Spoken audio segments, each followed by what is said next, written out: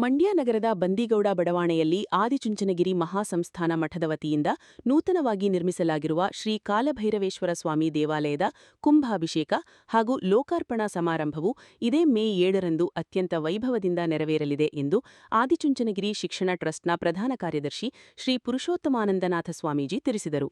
ಸುದ್ದಿಗೋಷ್ಠಿಯಲ್ಲಿ ಮಾಹಿತಿ ನೀಡಿದ ಶ್ರೀಗಳು, ಈ ದೇವಾಲಯವನ್ನು ಶೈವ ಸಂಸ್ಕೃತಿಯನ್ನು ಬಿಂಬಿಸುವ ಭವ್ಯ ದ್ರಾವಿಡ ವಾಸ್ತುಶೈಲಿಯಲ್ಲಿ ನಿರ್ಮಿಸಲಾಗಿದೆ ಎಂದು ವಿವರಿಸಿದರು. ದೇವಾಲಯದ ಪ್ರತಿಷ್ಠಾಪನೆ ಹಾಗೂ ಲೋಕಾರ್ಪಣೆಯ ಅಂಗವಾಗಿ 3 ದಿನಗಳ ಕಾಲ ವಿವಿಧ ಧಾರ್ಮಿಕ ವಿಧಿವಿಧಾನಗಳನ್ನು ಹಮ್ಮಿಕೊಳ್ಳಲಾಗಿದೆ. ಮೇ 5 ಸಂಜೆ 4 ಗಂಟೆಗೆ ಗಣಪತಿ ಹೋಮ, ವಾಸ್ತುಹೋಮ ಮತ್ತು ದೇವಾಲಯ ಪ್ರವೇಶಕ್ಕೆ ಸಂಬಂಧಿಸಿದ ಪೂಜೆಗಳು ನಡೆಯಲಿವೆ. ಮೇ 6 ಬೆಳಗ್ಗೆ ಯಾಗಶಾಲಾ ಪ್ರವೇಶ ಮತ್ತು ಹೋಮದ ಪೂರ್ಣಾಹುತಿ ನೆರವೇರಲಿದ್ದು, ಸಂಜೆ 4 ಗಂಟೆಗೆ ವಿಶೇಷ ಸತ್ಸಂಗ ಹಾಗೂ ದೇವಾಲಯದ ನಿರ್ಮಾಣಕ್ಕೆ ನೆರವಾದ ದಾನಿಗಳಿಗೆ ಗೌರವ ಸಮರ್ಪಣೆ ಮಾಡಲಾಗುವುದು.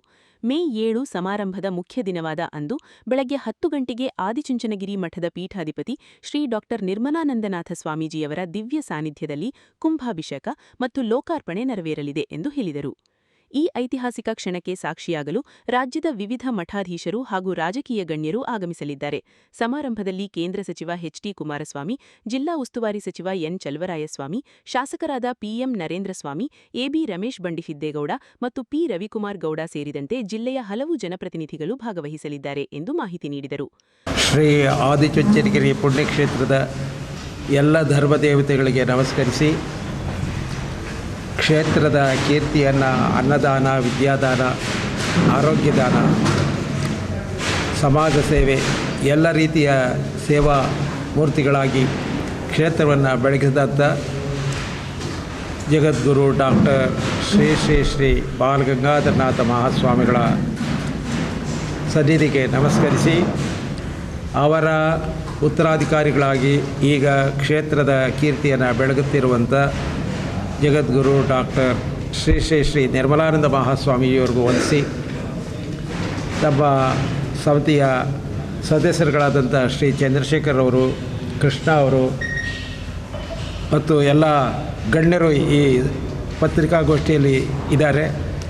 ಪತ್ರಿಕಾ ಸನ್ಮಿತ್ರರೇ, ನಿಮ್ಮೆಲ್ಲರಿಗೂ ಗೊತ್ತಿರುವ ಹಾಗೆ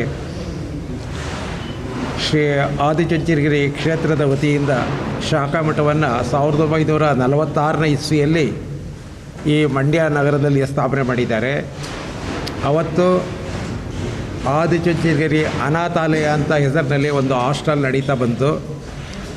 ಕೆಲವು ವರ್ಷಗಳಲ್ಲಿ ಅದು ಸುಭಾಷ್ ನಗರದ 2ನೇ ಕ್ರಾಸ್ ಅದು. ಆನಂತರ ನಾವು ಆದಿಚುಂಚನಗಿರಿ ಶಿಕ್ಷಣ ಟ್ರಸ್ಟ್ ವತಿಯಿಂದ ಮೆಡಿಕಲ್ ಕಾಲೇಜನ್ನು ಕೊಮ್ಮೇರಹಳ್ಳಿಯಲ್ಲಿ ಭಕ್ತಾದಿಗಳು ದಾನ ಕೊಟ್ಟಿರುವಂಥ 100 ಎಕರೆ ಭೂಮಿಯಲ್ಲಿ ಮೆಡಿಕಲ್ ಕಾಲೇಜನ್ನು ಮಾಡೋದು. ಕಾರಣಾಂತರದಿಂದ ಅದು ಕಾಲೇಜು ಮತ್ತೆ ಬೆಳ್ಳೂರು ಕ್ರಾಸ್ಗೆ ಶಿಫ್ಟ್ ಆಯಿತು. ಆಮೇಲೆ ವಿಶ್ವಮಾನವ ವಿದ್ಯಾಸಂಸ್ಥೆ ಅಂತ ಹೇಳಿ ವಿದ್ಯಾಸಂಸ್ಥೆಯನ್ನು ಮಾಡೋದು. ತದನಂತರ ಪೂಜ್ಯ ಮಹಾಸ್ವಾಮೀಜಿಯವರು, ಬಾಲಗಂಗಾಧರ ಮಹಾಸ್ವಾಮಿಯವರು ನನ್ನನ್ನು ಈ ಮಂಡ್ಯ ಶಾಖೆಗೆ, ನಾನು ಅತ್ಯಂತ ಹಿರಿಯ, ಸುಮಾರು ಚುಂಚನಗಿರಿಗೆ ಬಂದು 50 ವರ್ಷ ಆಗಿದೆ. 50 ವರ್ಷದಿಂದ ಸೇವೆ ಮಾಡ್ತಾ ಇದ್ದರಿಂದ ಮಂಡ್ಯದಲ್ಲಿ, ಜಿಲ್ಲಾ ಕೇಂದ್ರವಾದಂಥ ಮಂಡ್ಯದಲ್ಲಿ ಹೆಚ್ಚಿನ ಸೇವೆ ನಡೀಲಿ, ನೀವು ಅಲ್ಲೇ ಇದ್ದು ಸೇವೆ ಮಾಡಿ ಅಂತ ಹೇಳಿದರು. ಆ ಪ್ರಕಾರ ನಾನು ಬಂದ ಮೇಲೆ ಮೊದಲಿಗೆ ಶಂಕರ ಮಠದಲ್ಲಿ ಶಿವನ ದೇವಾಲಯವನ್ನು ಕಟ್ಟಿದ್ವಿ. ಆಮೇಲೆ ಪೂಜ್ಯ ಬಾಲಗಂಗಾಧರನಾಥ ಮಹಾಸ್ವಾಮಿಗಳ ಹೆಸರಿನಲ್ಲಿ ಒಂದು ಕಲ್ಯಾಣ ಮಂಟಪವನ್ನು ನಿರ್ಮಾಣ ಮಾಡಿದ್ದು.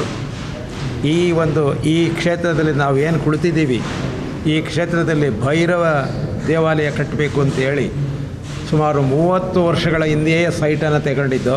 ಕಾರಣಾಂತರದಿಂದ ಅದು ಮುಂದಕ್ಕೆ ಪೋಸ್ಟ್ಪೋನ್ ಆಗಿ ಕೊನೆಗೆ ಈ 1 ವರ್ಷದಲ್ಲೇ ಈ ದೇವಾಲಯವನ್ನು ನಿರ್ಮಾಣ ಮಾಡಬೇಕು ಅಂತ ಹೇಳಿ ಪ್ರಯತ್ನ ಮಾಡಿದರ ಫಲವಾಗಿ ನಮ್ಮ ಎಲ್ಲ ಭಕ್ತಾದಿಗಳು ಸಹಕಾರ ಕೊಟ್ಟು ಈ ದೇವಾಲಯ ಇದೇ ತಿಂಗಳು 5, 6, 7 ಅಂದರೆ ನಾಳೆ ಸಾಯಂಕಾಲ ಹೋಮ ಹವನ ಪ್ರಾರಂಭ ಆಗುತ್ತೆ. ನಾಡಿದ್ದು ಹೋಮ ಹವನ ಇತ್ಯಾದಿ ನಡೆಯುತ್ತೆ. ಆಮೇಲೆ 7ನೇ ತಾರೀಕು ಬೆಳಗ್ಗೆ 10 ಗಂಟೆಗೆ ಎಲ್ಲ ಗಣ್ಯರ ಎದುರಿಗೆ ಇದು ಕುಂಭಾಭಿಷೇಕ ಮತ್ತು ಲೋಕಾರ್ಪಣಾ ಕಾರ್ಯಕ್ರಮ ಇದೆ.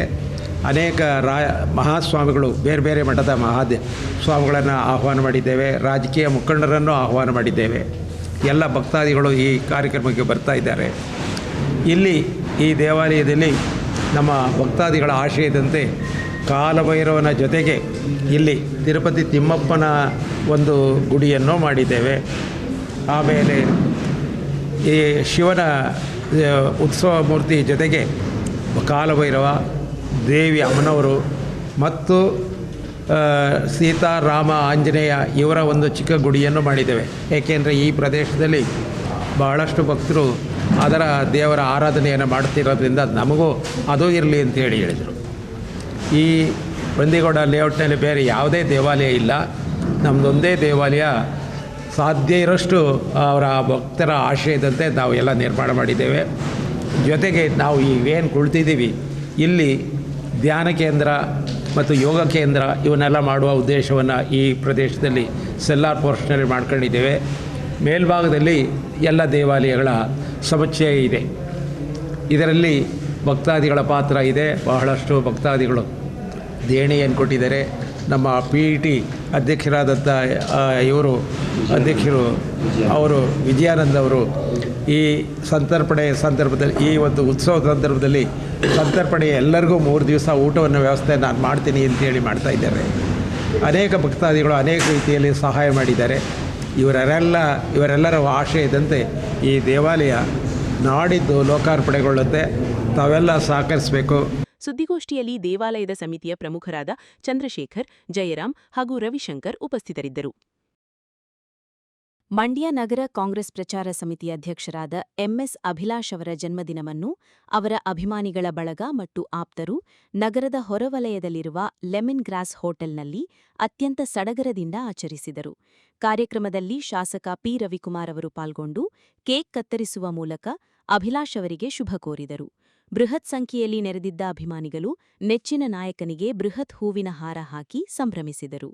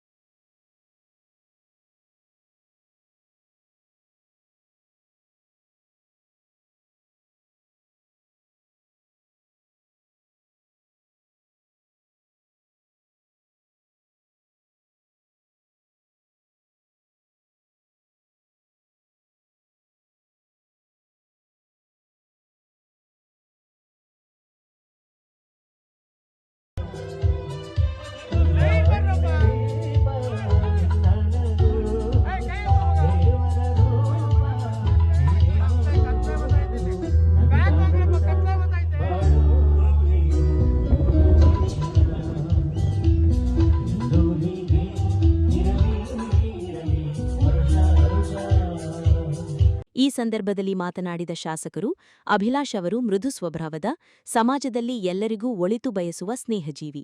ತಾಯಿ ಚಾಮುಂಡೇಶ್ವರಿಯವರಿಗೆ ಆಯುಷ್ಯ, ಆರೋಗ್ಯ ಮತ್ತು ಹೆಚ್ಚಿನ ಅಧಿಕಾರ ನೀಡಲಿ ಎಂದು ಹಾರೈಸಿದರು. ಅವರಿಗೆ ಹುಟ್ಟುಹಬ್ಬದ ಶುಭಾಶಯಗಳು. ತಾಯಿ ಚಾಮುಂಡೇಶ್ವರಿ ಕಾಳಿಕಂಬ ಆಯುಷು, ಆರೋಗ್ಯ, ಅಧಿಕಾರ, ಹಣ, ಅಂತಸ್ತು ಎಲ್ಲ ಅವ್ರಿಗೆ, ಅವ್ರ ಕುಟುಂಬದವ್ರಿಗೆ ಕೊಡ್ಲಿ.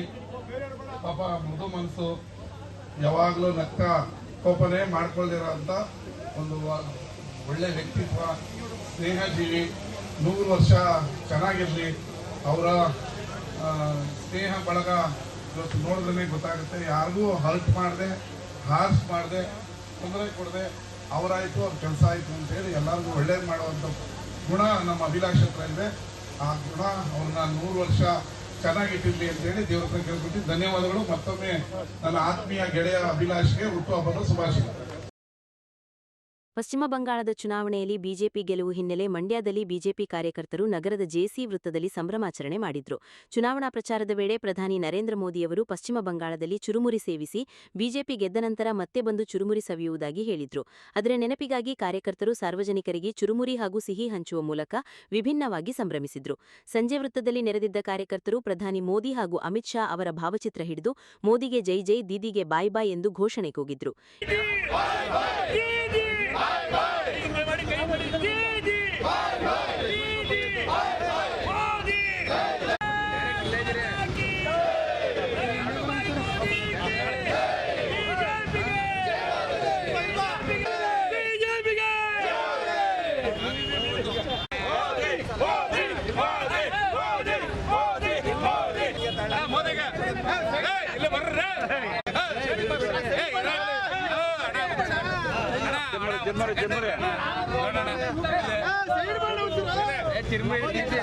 ಭಾರತ ಮಾತಾ ಕೆ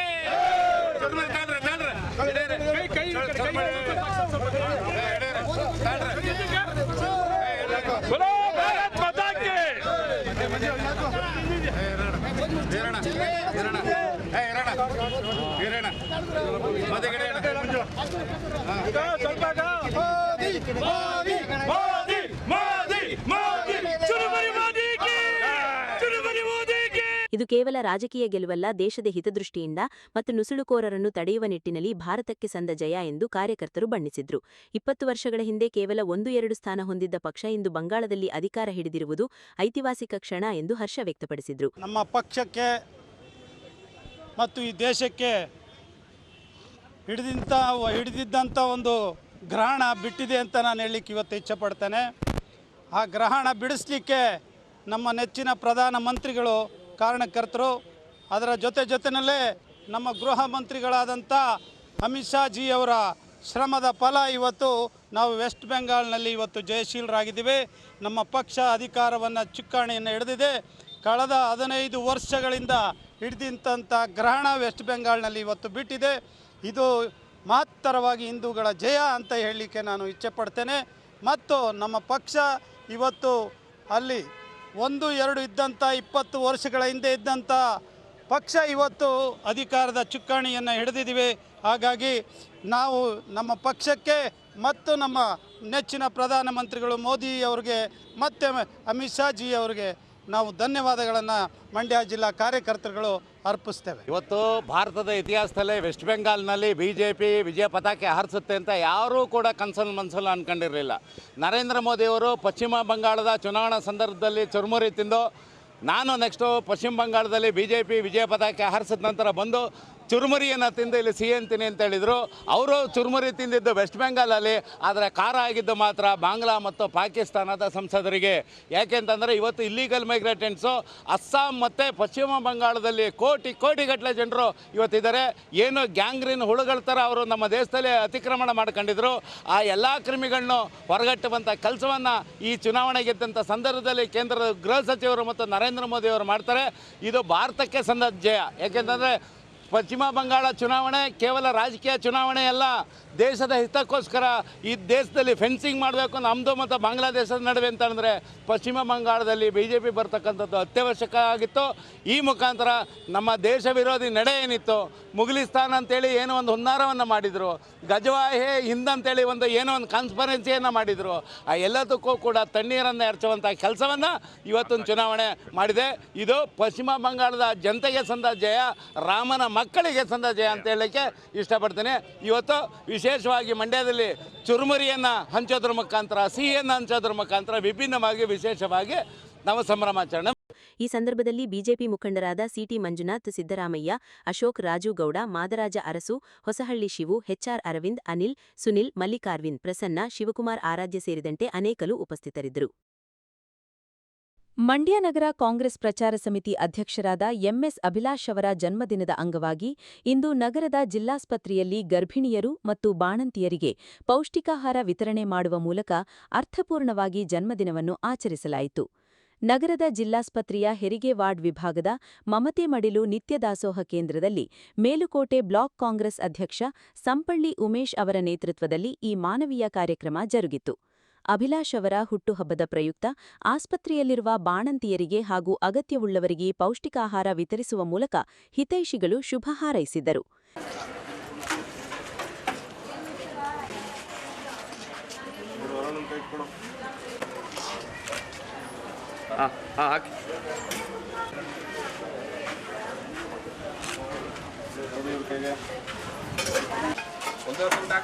ಹೋಗೋ ಬಿಡಿಸೋ.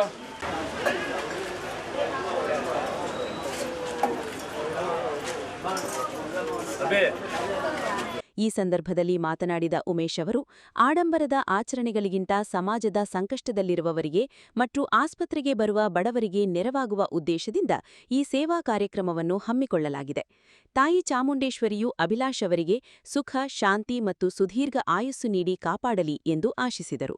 ಅಲ್ಲದೆ ಕೃಷಿ ಹಾಗೂ ಜಿಲ್ಲಾ ಉಸ್ತುವಾರಿ ಸಚಿವರಾದ ಎನ್ ಚಲುವರಾಯಸ್ವಾಮಿ ಮತ್ತು ಮಂಡ್ಯ ಶಾಸಕರಾದ ರವಿಕುಮಾರ್ ಪಿ ಗಣಿ ಅವರ ಮಾರ್ಗದರ್ಶನದಲ್ಲಿ ಅಭಿಲಾಷ್ ಅವರು ಮುಂದಿನ ದಿನಗಳಲ್ಲಿ ನಗರದ ಪ್ರಥಮ ಪ್ರಜೆಯಾಗಿ ಹೊರಹೊಮ್ಮಲಿ ಎಂದು ಹಾರೈಸಿದರು. ನಮ್ಮ ಆತ್ಮೀಯ ಸ್ನೇಹಿತರಾದ ಅಭಿಲಾಷ್ ಅವರು, ಮಂಡ್ಯ ನಗರ ಪ್ರಚಾರ ಸಮಿತಿ ಅಧ್ಯಕ್ಷರಾದ ಅಭಿಲಾಷ್ ಅವರು ಇಂದು ಹುಟ್ಟುಹಬ್ಬ ಪ್ರಯುಕ್ತ ಅವ್ರಿಗೆ ತಾಯಿ ಚಾಮುಂಡೇಶ್ವರಿ ಆಯುಷ್ಯ ಕಾಪಾಡಲಿ.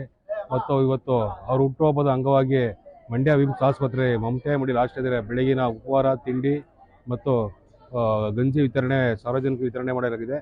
ರೋಗಿಗಳಿಗೆ ಸಾರ್ವಜನಿಕ ವಿತರಣೆ ಮಾಡಿ ಅವ್ರ ಹುಟ್ಟುಹಬ್ಬವನ್ನು ಆಚರಣೆ ಮಾಡ್ಕೊಂಡಿದ್ದೀವಿ. ತಾಯಿ ಚಾಮುಂಡೇಶ್ವರಿ ಆಯುಷ್ಯ ಕಾಪಾಡಲಿ.